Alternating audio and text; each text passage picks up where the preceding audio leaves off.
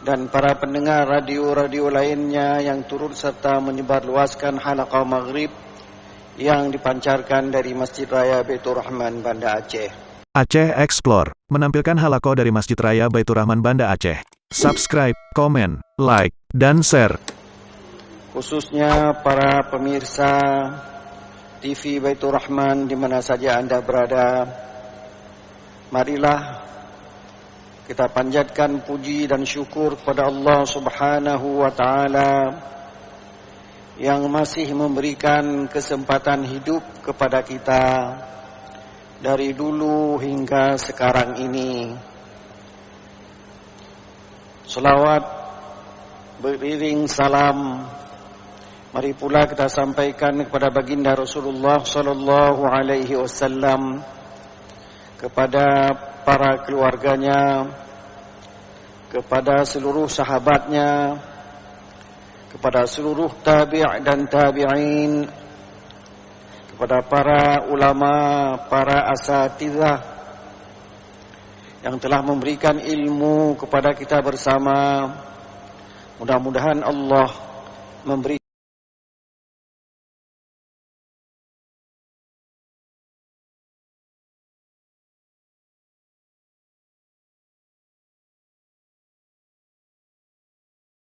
perlindungan kepada mereka. Hadirin hadirat yang berbahagia, kita bersyukur kepada Allah masih diberikan kesempatan hidup kepada kita, dan Aceh masih dalam keadaan yang menyenangkan dibandingkan dengan apa yang terjadi di luar daerah Aceh. Ada gempa yang membuat rumah-rumah yang kokoh bisa runtuh, dan banyak orang yang dipanggil pulang oleh Allah Subhanahu wa Ta'ala. Ini bukan berarti daerah sana harus lebih taat dari kita yang sekarang nyatanya tidak ada bencana. Tidak. Apakah daerah yang mendapat bencana ataukah daerah yang tidak mendapat bencana, penduduknya harus waspada, karena Allah memanggil kita bukan karena bencana-bencana itu. Contoh, ada orang, 3 orang misalnya, satu orang sehat, tidak pernah sakit dan tidak pernah berobat. Dia tidak darah tinggi, dia tidak kena darah manis, dia makan banyak, teratur dan sebagainya. Sementara yang 2 lagi, ada yang mendapat penyakit ringan,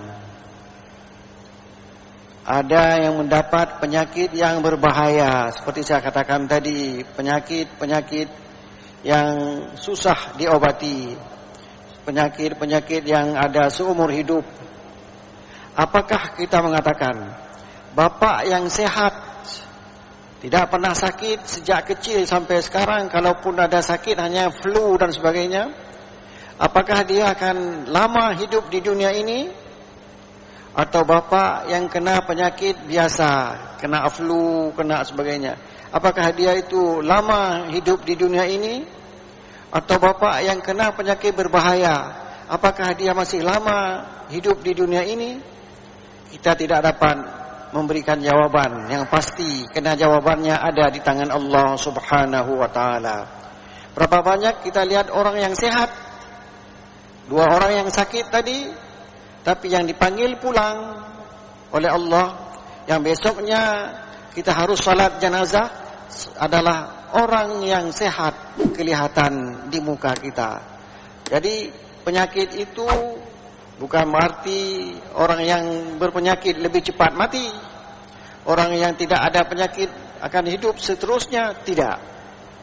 kejadian menunjukkan mati atau hidup lanjut di dunia ini berada di tangan Allah Subhanahu wa taala. Karenanya kita diminta untuk terus-menerus meningkatkan amal saleh dan bertaubat dari kejahatan-kejahatan yang kita kerjakan. Kadang-kadang orang lain tidak mengetahui.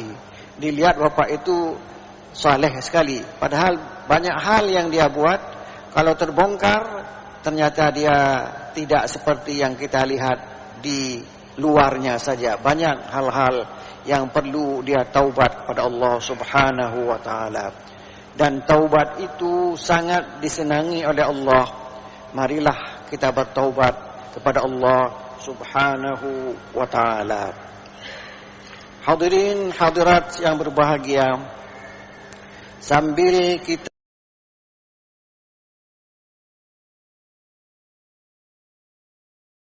beriktikaf di masjid-masjid, apakah Masjid Raya Baitur Rahman atau masjid-masjid yang lain, sambil kita menunggu tibanya waktu Isya, tidak ada larangan kalau kita membacakan beberapa ayat suci Al-Quranul Karim dan kita memahaminya sesuai dengan kemampuan yang ada pada kita. Pada malam ini kita telah sampai kepada ayat 57 dari surat An-Nahl yang berbunyi, A'udzu billahi minasyaitonir rajim. Wa yaj'aluna lillahil banati subhanahu wa lahum ma yashtahun. Itu firman Allah. Mereka, siapa mereka? Nanti kita lihat di ayat sebelumnya, Allah menceritakan terhadap mereka itu siapa. Mereka membagi orang laki-laki atau anak laki-laki dengan anak perempuan. Kita ada anak perempuan, kita ada yang punya anak laki-laki. Lantas mereka membagi itu seolah-olah milik mereka. Kita harus cerita dulu siapa mereka. Kita lihat di ayat sebelumnya. Summa idza kashafa ad-durra minkum. Summa idza kashafa ad-durra ankum. Idza fariqum minkum bi rabbihim yusyrikun. Siapa mereka lagi? Kita lihat pada ayat sebelumnya. Wa idza massal insana ad-durru da'ana li janbihi aw qa'idan aw qa'iman falamma kashafna 'anhu durrahu marra ka'an lam yad'una ila durrin massah. Ayat ke-12 dari surat Yunus. Mereka adalah sebahagian manusia apabila kena bencana, kena penyakit, dia da'ana li jambihi, dia berdoa kepada kami, kata Allah. Di saat itu dia berdoa. Waktu sehat tidak, waktu sakit baru berdoa. Li jambihi, sambil dia terlentang atau tidur, tidak sanggup bangun lagi. Dia berdoa, ya Allah, sembuhkan saya. Nanti kalau sudah sembuh, saya akan sholat tepat waktu, akan berpuasa, akan ini, akan begitu. Sembuh sedikit. Dia berdoa terus. Au qa'idan, atau dia berdoa sambil duduk. Dari berbaring sudah bisa duduk. Belum puas.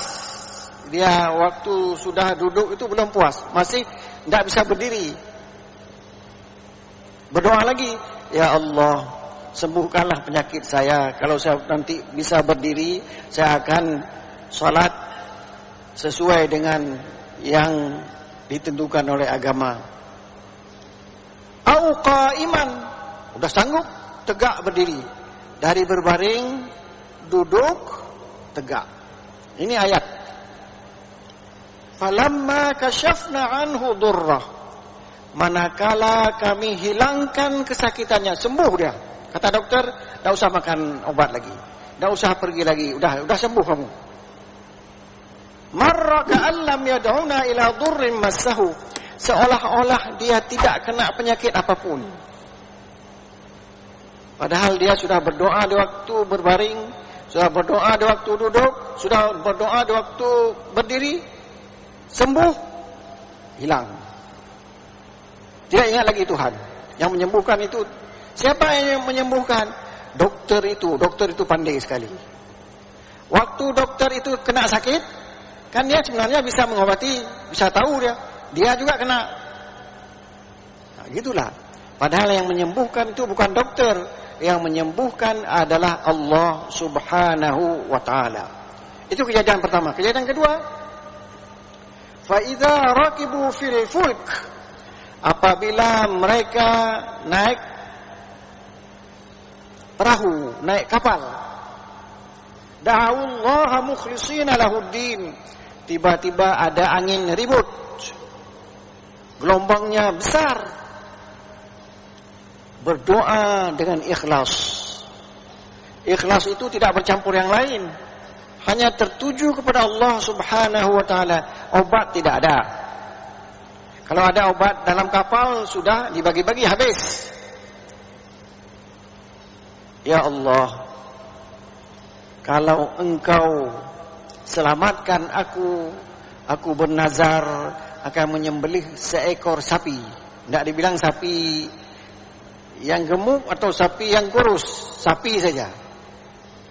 Mulai gelombang itu mengecil, sapinya itu pun udah mulai sapi yang kurus, yang murah, sekitar 6 juta, 8 juta begitu. Yang tadi tidak ada harganya, berapa saja, 50 juta juga mau. Dekat lagi, ya Allah saya bernazar, lembu itu menjadi kambing, udah kecil lagi. Dekat lagi, seekor ayam saja, sampai ke darat, hilang. Tidak ada yang disembelih.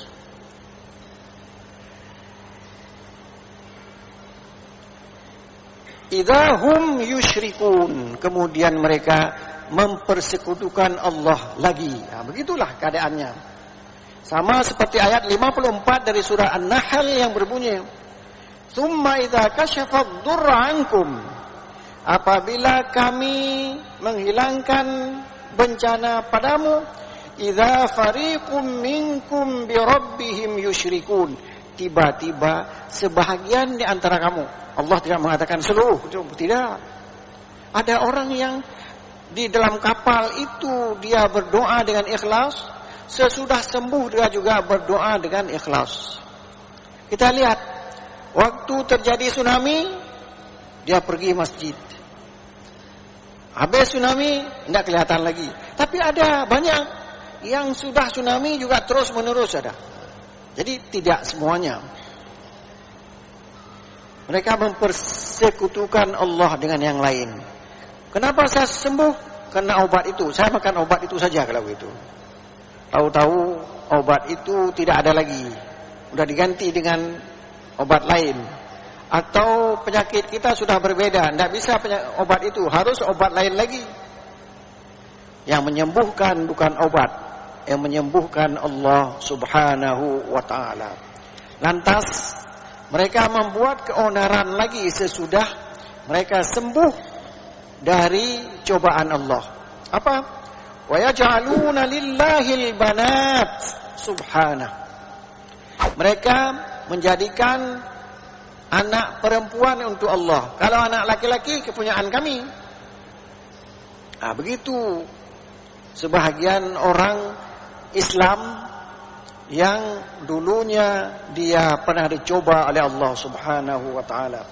Wa yaj'aluna lillahil banat, menjadikan anak perempuan milik Allah dan anak laki-laki milik aku. Padahal kapan dia ciptakan anak laki-laki? Kapan dia ciptakan anak perempuan? Dan kapan dia ciptakan dirinya sendiri? Tidak ada kita bisa menciptakan. Saat satu jari saja putus, tidak bisa kita buat jari yang lain. Sampai sekarang nggak ada, setahu saya nggak ada. Disambung lagi, mungkin itu yang Tuhan buat juga disambung lagi. Itu kalau dibuat yang lain nggak sanggup. Sudah Allah memberi komentar. Apa komentar Allah? Alakumuz zakaru walahul unsa. Apakah untuk Allah itu, untuk kamu, apakah bahagian untuk kamu itu laki-laki, sementara bahagian untuk Allah unsa, perempuan? Allah memberi keputusan. Tilka idzan qismatun dhiza. Tilka idzan qismatun dhiza. Itu adalah pembahagian yang curang. Jadi kalau mereka mengatakan malaikat itu perempuan, anak Allah, saya ingin anak laki-laki, itu pembahagian yang curang menurut Allah dan curang menurut kita juga. Kenapa dia bisa bagi? Apakah dia yang menciptakan? Tidak ada. Jadi malaikat itu dia berjenis kelamin menurut orang musyrik adalah jenis kelamin perempuan. Begitu. Kenapa? Karena mereka tidak senang kepada anak perempuan. Padahal kita lihat, kita dengar dari ceramah para ahli, para ulama, bahwa malaikat Jibril pernah muncul dalam bentuk seorang laki-laki yang rambutnya necis, hitam pekat, tersisir rapi, pakaiannya itu tidak ada sedikit pun yang koyak, debu pun tidak ada di bajunya. Duduk di dekat Rasulullah dan lututnya berdempet dengan lutut Rasulullah sallallahu alaihi wasallam. Sahabat Umar bin Khattab terkejut, ini siapa ini? Orang yang berani sekali duduk, lututnya dempet dengan lutut Rasulullah sallallahu alaihi wasallam. Siapa ini? Kalau disuruh oleh Rasulullah bunuh Umar, langsung dia ambil pedang, langsung dibunuh. Nah, itu Umar bin Khattab menjaga wibawa baginda Rasulullah sallallahu alaihi wasallam. Kemudian orang laki-laki itu yang tidak pernah dilihat bertanya, apa itu iman? Apa itu Islam? Apa itu ihsan? Bagaimana, kapan terjadinya kiamat? Nah, itu dia tanya.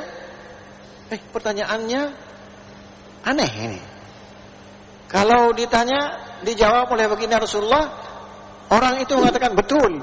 Seolah-olah kita menguji, seperti seorang dosen menguji mahasiswa. Mari duduk. Sekarang ada ujian lisan. Coba ceritakan apa yang sudah saya ajarkan. Oh betul. Waktu dia cerita itu betul. Jadi kita lebih tahu jawaban dari yang bertanya itu, lebih tahu jawaban daripada orang yang ditanya. Habis itu hilang. Umar langsung bertanya. Tidak sabar lagi Sayyidina Umar. Siapa itu? Itulah Jibril datang mengajar agama kepadamu sekalian. Jadi dia berdialog dengan baginda Rasulullah, maka terjadilah pelajaran, terdengarlah pelajaran secara langsung, apa itu Islam, apa itu iman, apa itu Islam, apa itu ihsan dan sebagainya. Jadi mereka mengatakan banat itu anak Allah. Seorang dari ahli tafsir memberi komentar. Komentarnya apa? min kalimatihimul fasidah, di antara pernyataan mereka yang jelek, yang buruk, yang busuk, annahum yaj'aluna lillahi albanat, mereka membagi anak perempuan itu milik Allah Subhanahu wa taala. Wa ja'alul malaikah alladhi hum ibadur rahman inatha. Ini Zukhruf ayat 19. Ayat 19 mengatakan mereka menjadikan malaikat padahal dia ibadur rahman, hamba Allah yang Rahman, yang patuh sekali kepada Allah. La ya'sunallaha ma amarahum, tidak pernah mereka berbuat atau berbuat salah dari perintah yang diperintahkan oleh Allah Subhanahu wa taala. Kenapa mereka lantas mengatakan malaikat itu perempuan? Kata ahli ini, seorang mufassir, kanat khuza'atu wa kinanatu taqulu al malaikatu banatullah. Kabilah Khuza'ah, kabilah Kinanah, mereka berkeyakinan malaikat itu anak perempuan dari Allah Subhanahu wa taala. Aqulu, kata mufassir ini pikiran beliau terhadap ayat 57 dan 57 surah An-Nahl dan 19 Az-Zukhruf. Dia mengambil kesimpulan apa? Azunnu annal araba, saya duga, dia masih ragu, untuk keputusan dia itu masih dia ragui apa betul atau tidak. Azunnu, saya duga, annal araba innama atlaqu lafzal banat, orang Arab menyatakan anak Allah itu perempuan, li'annal malaika lamma kanu mustatirina 'anil uyun. Malaikat itu tidak pernah kita lihat dalam bentuk aslinya. Kalau dalam bentuk sudah menyamar, berubah, sudah pernah dilihat oleh para sahabat. Tapi dalam bentuk aslinya tidak pernah dilihat oleh manusia. Ashbahu an-nisaa, maka diserupakan dengan orang perempuan. Orang perempuan di kalangan orang Arab tidak muncul, dia tidak ada harganya. Orang perempuan itu tidak ada harga. Yang muncul itu orang laki-laki saja. Nah, gitu. Jadi yang tidak muncul itu malaikat. Kalau begitu malaikat sama dengan anak perempuan. Ini pendapat seorang ahli tafsir.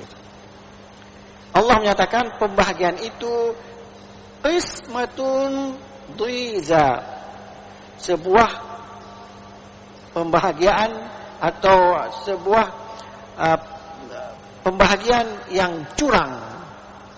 Padahal lam taj'aluha adilatan, dia tidak adil, pembahagian itu tidak adil. Kalau pembahagian yang adil, yakni li waladun walakum waladun. Kalau saya ingin laki-laki, anak laki-laki, kamu juga dapat anak laki-laki. Kenapa saya ingin laki-laki sedangkan kepada Allah anak perempuan? Itu tidak. Dan Allah Maha suci, dia tidak sama dengan makhluk, tidak ada anak. Lam yalid wa lam yulad, gitu. Lantas orang Arab sangat benci kepada orang perempuan. Wa idza busyira ahaduhum bil untha dhalla wajhuhu muswaddan wa huwa kazim. Apabila diberi kabar gembira, dibilang kabar gembira, tapi isinya tidak menggembirakan. Ini Quran mengatakan demikian untuk mengejek mereka. Apabila mereka diberi kabar gembira, padahal isi beritanya tidak menggembirakan mereka, dengan lahirnya seorang anak perempuan, dhalla wajhuhu muswaddan, jadilah mukanya itu hitam pekat, dari mula-mula berseri-seri, lantas waktu diberitahukan istrinya telah melahirkan seorang anak perempuan, langsung mukanya hitam pekat. wa huwa kazim. Dia marah besar. Kenapa? Yatawara minal qaumi min su'i ma busyira bih. Lantas dia bersembunyi dari pandangan orang lain kena berita yang buruk itu. Menurut dia, kalau orang lahir anaknya perempuan itu berita buruk. Kenapa? Mereka ingin anaknya itu laki-laki. Anak laki-laki lah yang sanggup berperang. Dengan berperang mendapat harta rampasan. Harta rampasan itu dibawa pulang kepada orang tuanya. Kaya dia. Perang dulu itu alat untuk mendapat harta. Sekarang perang juga. Sekarang tidak pakai senjata. Pakai apa juga?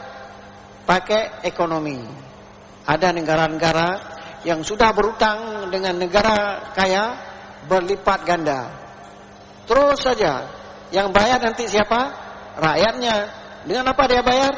Dengan pajak. Dulu harga sepotong buah-buahan 1.000, sekarang sudah 2.000. Ya padahal kita makan sepotong buah-buahan. Kita beli pada orang yang jual buah-buahan yang sudah dipotong-potong itu. 3 potong berapa? 5.000. Itu pun karena dia kenal dengan kita. Kalau tidak, harganya 3 potong 6.000. Nah, begitulah. Jadi itulah pajak yang kita bayar tiap hari kepada orang yang berutang itu. Jadi anak perempuan, anak laki-laki itu rahmat Allah. Anak perempuan kalau dididik dengan baik, dia sangat bermanfaat kepada orang tuanya. Tapi kalau anak perempuan yang tidak dijaga, bisa dia dinodai oleh orang-orang yang tidak bertanggung jawab. Karena hubungan seksual antara laki-laki dan perempuan, pasti yang merugi, yang mendapat kerugian adalah anak perempuan. Orang laki-laki pergi, dia sudah itu cari yang lain lagi. Anak perempuan menjadi tanggung jawab kita. Kalau orang ingin meminang, dia tanya masih begini, masih begitu.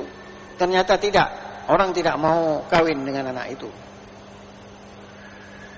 Lillahi mulkus samawati wal ard.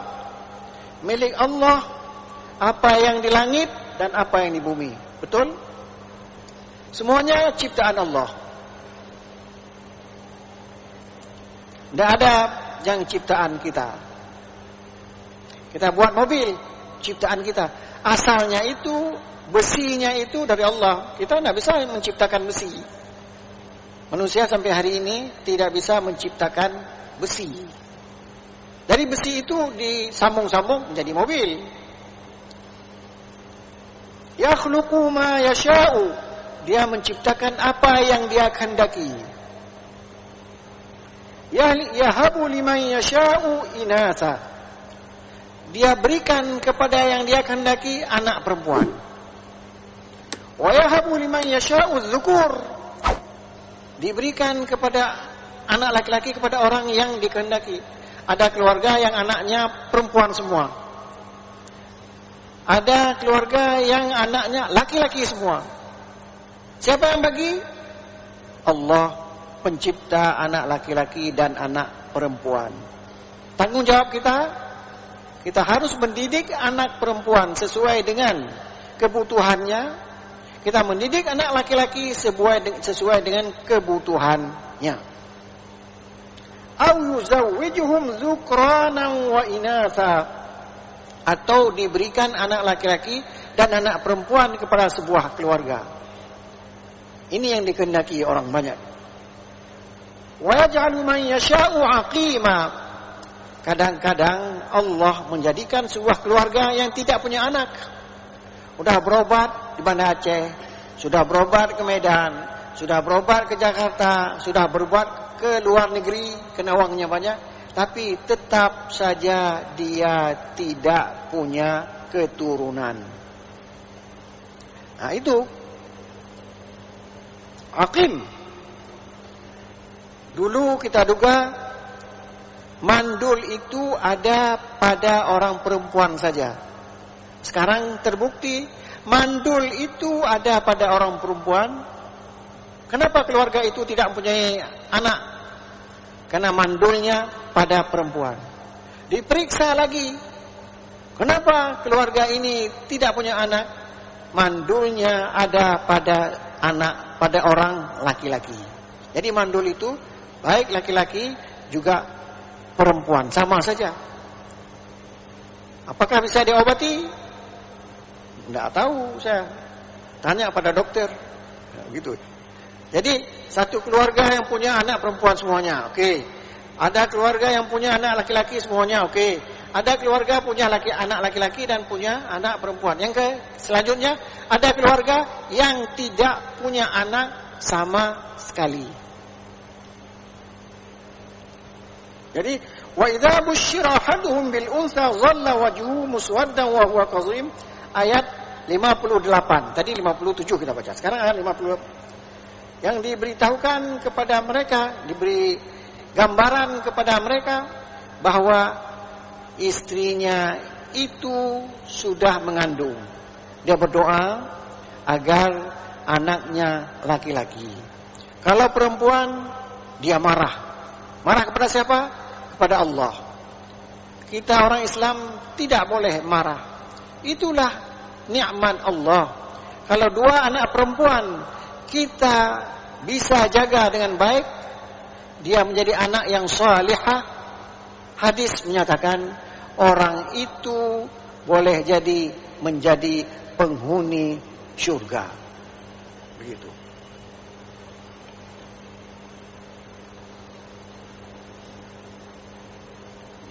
Lantas yatawara minal qaumi min su'i ma busyira bihi. Dia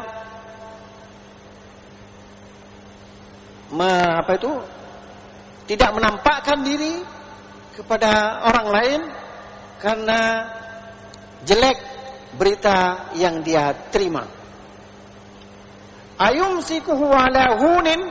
Sekarang dia berpikir, lanjut. Berpikir dia. Ayumsikuhu ala hunin. Apakah saya membiarkan anak perempuan hidup bersama saya di keluarga saya? Saya mendapat kehinaan. Itu dulu orang musyrik Mekah begitu. Ada anak, sesudah diberitakan, lantas dia berpikir. Pilihan pertama, ayumsikuhu ala hunin. Apakah saya akan memeliharanya anak yang lahir itu dalam keadaan hina? Am yadussuhu fit turab, atau ditanam atau dikuburkan hidup-hidup. Ada pilihan. Apakah pilihan pertama atau pilihan kedua? Pilih satu atau pilih yang kedua. Begitu. Itu menurut mereka. Kalau kita orang Islam tidak perlu memilih. Itu anugerah Allah Subhanahu wa taala. Ala sa'a ma yahkumun. Kalau itu yang dipilih, dikuburkan hidup-hidup, itu pemilihan yang paling jelek. Keputusan yang paling jelek. Menurut siapa? Menurut Allah Subhanahu wa ta'ala. Coba. Orang jahiliyah, dia itu membuat orang perempuan itu seperti barang. Bisa kawin semaunya. Sampai bisa 9 orang, 20 orang. Jadi kalau ada sekarang orang yang kawin begitu 10 orang, 20 orang, maksudnya dia ada simpanan di Jakarta, ada simpanan di Medan, ada simpanan, ada semua, uangnya banyak. Dan orang perempuan tidak tahu dia bahwa di Aceh atau di ini sudah 9 orang. Dia pergi ke Medan sudah 10. Itu kan? Itulah harga orang perempuan. Bahkan Al-Quran mengatakan kepada kita, pernah terjadi dalam kalangan orang jahiliyah, karena banyaknya istri seseorang, anaknya pun banyak. Logis. Banyak istri, banyak anak. Anak yang pertama di istri yang pertama seperti tidak tahu lagi di mana sekarang. Waktu meninggal dia, istri ayahnya yang paling muda dikawini oleh anak yang tua tadi. Datang Islam, haram.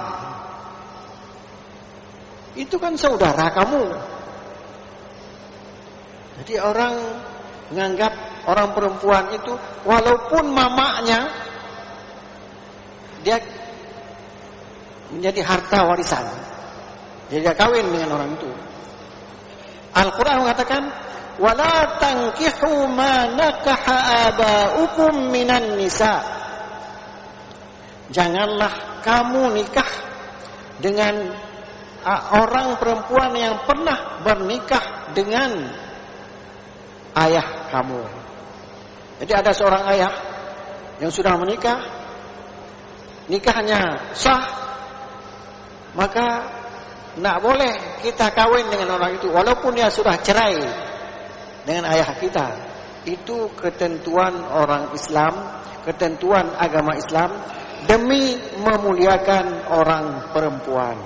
Mudah-mudahan kita terus memuliakan orang perempuan. Wallahu waliyyut taufiq. Wassalamualaikum warahmatullahi wabarakatuh.